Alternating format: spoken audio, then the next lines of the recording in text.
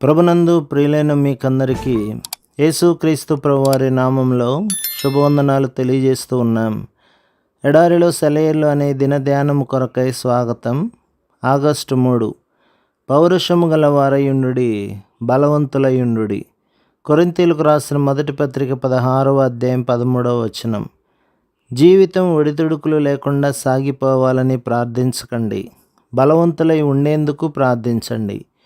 మీ శక్తికి సరిపోయిన పనులే మీకు ఎదురవ్వాలని ప్రార్థించకండి. మీ శక్తికి తగిన పనులే మీరు చేస్తే దానిలో ఆశ్చర్యం ఏముంది? దేవుడు మీ చేత అద్భుత కార్యాలు చేయించనున్నాడు. మనం స్థిమితంగా తేలికగా జీవితాలను వెళ్ళబోస్తూ ఉంటే క్రీస్తు మనలను గొప్పవాళ్ళుగా ఎప్పటికీ చేయడన్నది గుర్తుంచుకోండి. అలాంటి జీవితం క్రిందికి నడిపిస్తుందే కానీ ఔన్నత్యానికి నడిపించదు. పరలోకం మనకు పైగా ఉంది. మనం ఎప్పుడూ పైనున్న పరలోకం వైపు చూస్తూ ఉండాలి.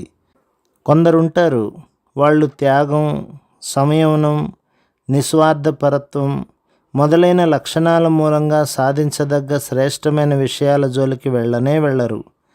కానీ శ్రమించి పనిచేయడం, కష్టాలకు ఓర్చుకోవడం ఇవే ఔన్నత్యానికి సోపానాలు.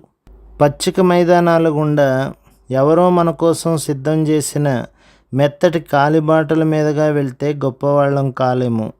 నీ స్వహస్తాలతో రాళ్ళు చదును చేసుకుని దాన్ని ఏర్పరచుకుంటేనే కొండ కొమ్మల్లో ఉండే ప్రకృతి అందాలను చేరగలవు. ఆటపాటలకి, తాగి తందనాలాడడానికి, గాలి మేడలు కట్టడానికి కాదు ఇది సమయం. కష్టపడే కాలమిది. పోరాటానికి ముఖం చాటు చేయొద్దు, అది దేవుని వరం. దాన్ని ఎదుర్కొనే బలశాలిగా ఉండు. రోజులు మంచివి కాదు అంటూ నిట్టూర్చకు. ఎవరిది తప్పు? లేచి నిలబడు, ధైర్యం తెచ్చుకో. దేవుని పేరిట గొంతెత్తి మాట్లాడు. సిగ్గుపడకు, బలవంతుడివై ఉండు. దుష్టులు ఎంతగా వర్ధిల్లుచున్నారో చూడకు. యుద్ధం ఎంత తీవ్రంగా చెలరేగుతున్నదో చూడకు. నిస్పృహ చెందకు, పోరు నుంచి నిష్క్రమించకు. రేపే నీ విజయబేరి మ్రోగుతుంది.